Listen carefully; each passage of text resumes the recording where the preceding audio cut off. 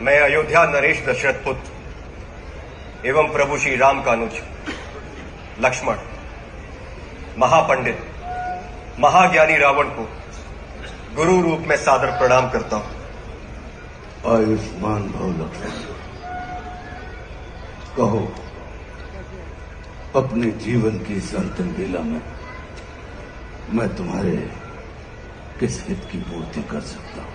हे महामना, नीति, धर्म, राजनीति एवं समस्त वेद शास्त्रों के ज्ञाता, आप अपने ज्ञान और अनुभवों की दीक्षा से लक्ष्मण के जीवन का मार्ग प्रशस्त करने की कृपा करें। मैं देख रहा हूं लक्ष्मण कि तुम एक योग्य शिष्य की पात्रता लेकर उपस्थित हुए। अस्तु, मैं अपने जीवन के कुछ अनुभव तुमसे अवश्य साझा करूंगा। हे सुमित्रा नंदन, अहंकार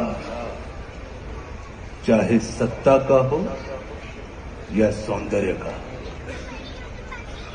शक्ति का हो या भक्ति का, धन का हो या धर्म का, वो बड़े से बड़े विश्व विजेता को नष्ट कर देता है।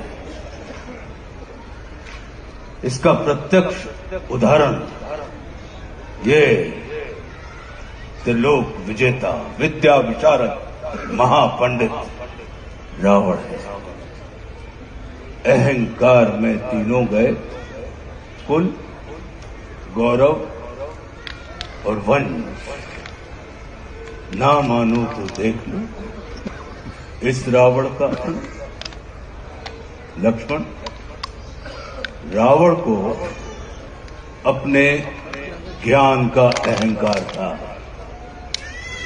और तुम्हारे भाई राम को अहंकार का ज्ञान था।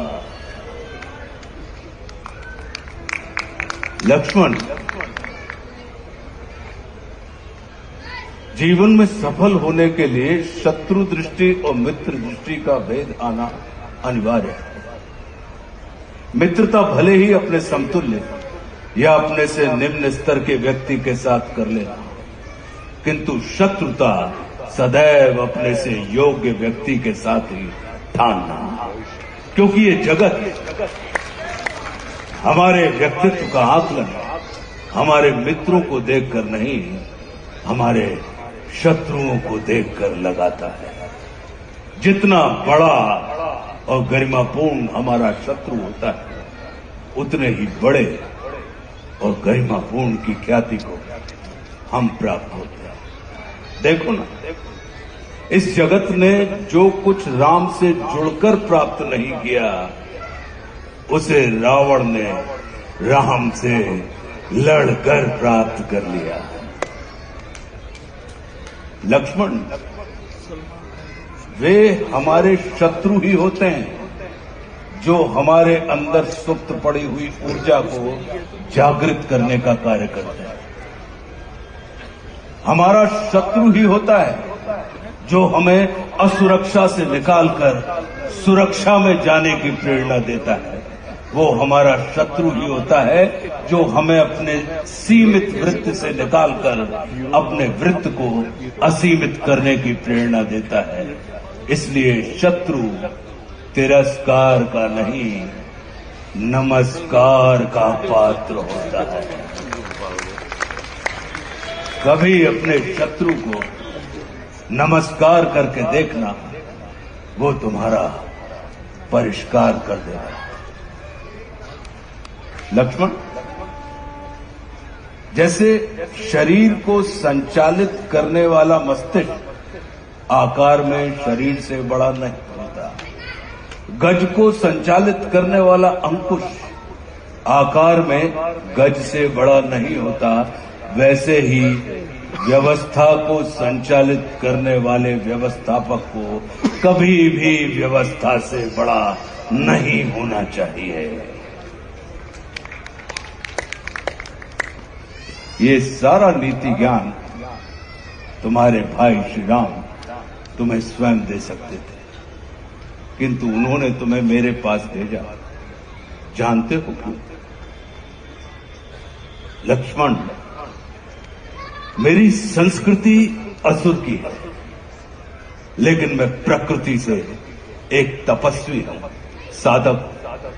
और किसी भी व्यक्ति को अपने अंतिम समय में अपनी संस्कृति के अनुसार नहीं, अपनी प्रकृति के अनुकूल कर्म करने चाहिए, तब उसे मृत्यु नहीं, मुक्ति प्राप्त होती है। और राम रावण को मारना नहीं, तारना चाहते हैं।